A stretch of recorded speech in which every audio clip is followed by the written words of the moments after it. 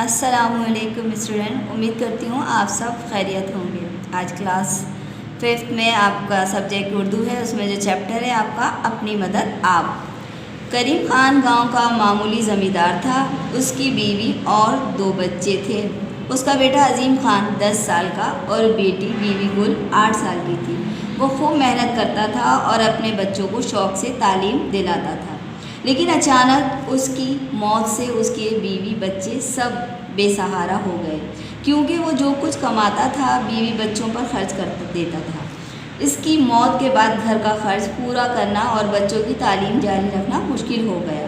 گھر کی حالت دیکھ کر عظیم خان نے ماں سے کہا کہ کل سے میں اسکول نہیں جاؤں گا، بلکہ محنت مزدوری کا کام کروں گا تاکہ ہمارے گھر کا خرچ پورا ہو سکے، ہمیں کسی کے آگے ہاتھ نہ پھیلانے پڑے۔ بیٹا دیکھیں، اس میں کیا بتایا جا رہا ہے کہ کریم خان جو تھا وہ ایک معمولی سا زمیندار تھا، لیکن اس کو اپنے بچوں کو پڑھانے کا بہت شوق تھا۔ جو اس کی بیٹی جو تھی، بیٹا اور بیٹی جو 10 سال کے اور بیٹی جو تھی وہ 8 سال کی تھی۔ اب کیا ہے کہ ظاہر ہے وہ معمولی سا کماتا تھا، تو لیکن اللہ کا بس جو کرنا ہوتا ہے کہ اچانک سے اس کی موت واقع ہو جاتی ہے، جس کی وجہ سے اس کے بچے اور بیوی جو ہیں وہ بے سہارا ہو جاتے ہیں۔ اب لازمی ہے کہ گھر کا خرچہ پورا کرنے کے لیے کیا کرنا پڑا کہ ان کو اپنی 2 بچے کو اپنی پڑھائی ختم کرنی پڑی، جس کی وجہ سے اب ظاہر گھر کے اخراجات تو پورے کرنے ہیں نا، تو ان لوگوں نے اپنے پڑھائی کا سلسلہ جو ان کے باپ کا شوق تھا اس کو ختم کر دیا۔ بیٹے کی بات سن کر ماں کی آنکھوں میں آنسو آ گئے۔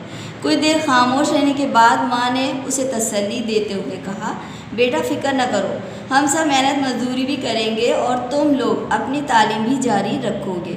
تمہارے ابا کی یہ خواہش تھی کہ اس کی اولاد تعلیم حاصل کرے، میں انشاءاللہ ان کی خواہش کو ضرور پورا کروں گی۔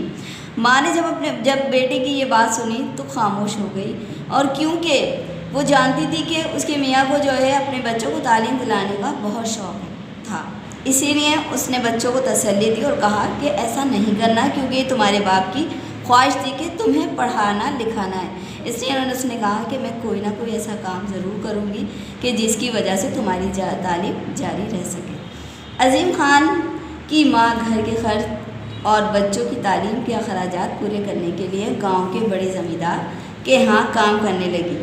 اس کی بیٹی بیوی گل نے بڑی ذہین تھی۔ ذہین کے معنی بیٹا آپ کو پتہ ہے بہت زیادہ مطلب کہتے ہیں نا کہ اس کو کوئی بھی ایسا کام نہیں تھا کہ جس میں اس کو مہارت نہ ہو۔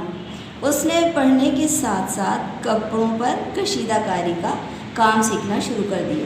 4-5 ماہ میں اس نے اس کام میں مہارت حاصل کر لی تھی، جبکہ اس کا بھائی عظیم خان اسکول کے بعد گاؤں کے بڑھئی کے پاس چلا جاتا تھا، جہاں وہ لکڑی کا کام سیکھتا۔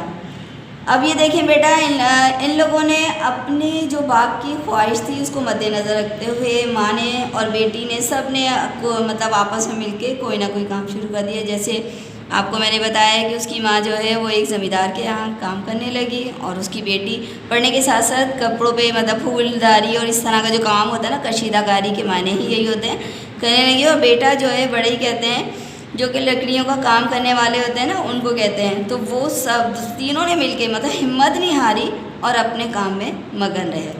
بیوی گل نے جب کڑھائی کے کام میں مہارت حاصل کر لی تو اس نے بڑے زمیندار کی بیٹی شہر بانو کے کپڑے کشیدہ کرنے کے لیے منگوائے۔ بیوی گل نے بڑی محنت سے شہر بانو کے کپڑوں پر پھول وغیرہ بنائے۔ شہر بانو شہر کے ایک کالج میں پڑھتی تھی۔ جب وہ بیوی گل کے کڑھائی کیے ہوئے کپڑے پہن کر کالج گئی تو اس دوسری لڑکیوں نے اس کے کپڑوں کو بے حد پسند کیا۔ شہر بانو سے پوچھا کہ تم نے کپڑوں پر کڑھائی کہاں سے کرائی ہے؟ شہر بانو نے ان کو بتایا کہ اس کے کپڑوں میں پر کڑھائی اس کے گاؤں کی ایک 9 سالہ بچی نے کی۔ یہ سن کر سب حیران رہ گئی۔ اب دیکھیں بیٹا، میں نے جیسے آپ کو بتایا کہ محنت میں عظمت ہوتی ہے۔ جب وہ اس کی ماں جو ہے زمیندار کے یہاں کام کرتی تھی تو زمیندار کی بیٹی شہر میں پڑھتی تھی، تو گل مطلب جو اس کی بیٹی تھی وہ جو کڑھائی اور کشیدہ کاری کرتی تھی، اس کے کپڑوں میں پھولداری وغیرہ کرتی تھی، تو وہ لڑکی जब वो शहर में वो कपड़े पहनती तो वहाँ की जितनी भी लड़कियाँ थीं उन सबको इसकी कढ़ाई बहुत पसंद आई, और उन्होंने भी पूछा कि ये किसने बनाई है, तो उसने सब बता दिया कि बहुत छोटी बच्ची है जिसने मेरे कपड़ों पे ये कशीदाकारी की है, जो कि सबको बहुत पसंद आई। फिर शहरबानों की सहेलियों ने उससे फरमाइश की कि वो इनके कपड़ों पर भी ऐसी ही कढ़ाई करवा दे। शहरबानों इनके कपड़े ले आई और बीबी गुल के हवाले कर दी। फिर शहरबानों की सहेलियों ने उससे फरमाइश की कि वो इनके कपड़ों पर भी ऐसी ही कढ़ाई करवा दे। शहरबानों ने इनके कपड़े ले आई और बीबी गुल के हवाले कर दी। बीबी गुल ने बड़ी मेहनत से इन सब कपड़ों पर कढ़ाई का काम किया।